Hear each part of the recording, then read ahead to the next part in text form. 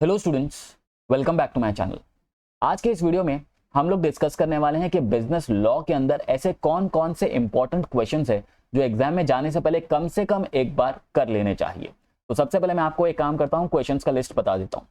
तो ये रहा हमारे सारे इंपॉर्टेंट क्वेश्चंस का लिस्ट। इसमें मैंने ज्यादातर सारे इंपॉर्टेंट क्वेश्चंस कवर कर लिए हैं, नॉलेज वाइज भी और एग्जाम पॉइंट ऑफ व्यू से भी।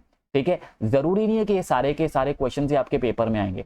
इनमें से हो सकता है 3-4 आए, हो सकता है 2-3 आए, या हो सकता है एक भी ना आए। ठीक है, बट ये जो मैं वीडियो बना रहा हूँ ना, ये उन स्टूडेंट्स के लिए बना रहा हूँ जिन लोगों ने अब तक बुक ही नहीं खोला है एंड आपको पता है कि एग्जाम बहुत ज्यादा नजदीक आ चुका है। तो ये क्वेश्चंस आप लोग के लिए इंपॉर्टेंट है। अब इतना रिस्क तो आपको लेना ही पड़ेगा, बिकॉज आप सब कुछ तो नहीं कर सकते एंड मोमेंट पे।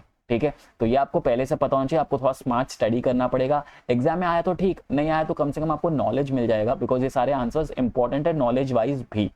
ठीक है, ओके। अगर सपोज आपको इनमें से भी शॉर्ट लिस्ट करना है तो मैं आपको बता दूं, बिकॉज क्योंकि आपका टाइम कम है, तो आप चाहो तो इनमें से भी शॉर्ट लिस्ट कर सकते हो। तो मैं आपकी हेल्प कर देता हूं। सबसे पहला जो इंपॉर्टेंट आंसर जो आपको करना चाहिए वो है essential elements of a contract. इसको आप मत छोड़ना, करना ही करना। Then essential elements of contract of sale. अगर सपोज ये नहीं करना है तो एक बार छोड़ भी सकते हो, बट डिफेक्ट्स एंड डेफिशिएंसी ये वाला आंसर जरूर करना। 5 मार्क के लिए शॉर्ट नोट में पूछते हैं।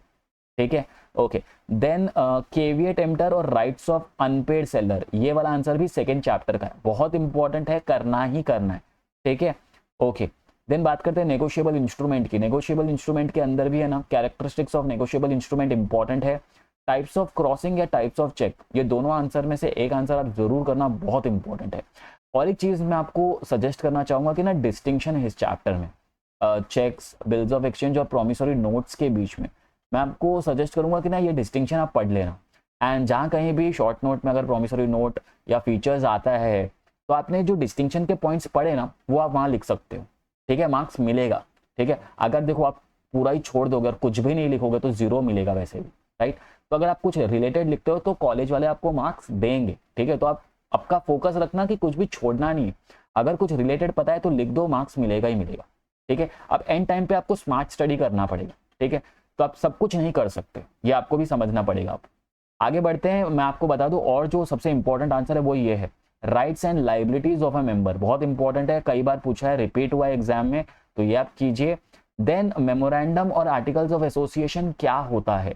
मेमोरेंडम के क्लॉजेस भी पूछते हैं, बहुत इंपॉर्टेंट है, कई बार रिपीट हुआ है। ठीक है, ओके। देन कंज्यूमर कौन होता है and objects of consumer protection act, important है, ये भी आपको कर लेना चाहिए। अगर आप अभी से भी रोज एक आंसर भी करोगे ना, तो भी आपके ये सारे आंसर्स कवर हो जाएंगे। अच्छा, एक और एक इंपॉर्टेंट आंसर जो मैंने कवर नहीं किया वो है ये कॉर्पोरेट व्हील वाला आंसर। ठीक है, और ये भी आपको पूछा जा सकता है एग्जाम में कि कॉर्पोरेट व्हील कौन कौन से सिचुएशंस में लिफ्ट किया जाता है। ठीक है, एंड ऐसा भी हो सकता है कोई ऐसा इंपॉर्टेंट आंसर हो जो इसमें मैंने कवर नहीं किया है। अगर आपको ऐसा लगता है कि ऐसा कोई इंपॉर्टेंट आंसर है जो आपके कॉलेज में आपको बताया गया हो इंपॉर्टेंट और मैंने यहाँ पर कवर नहीं किया है, तो आप मुझे कमेंट सेक्शन में लिख के जरूर बताना।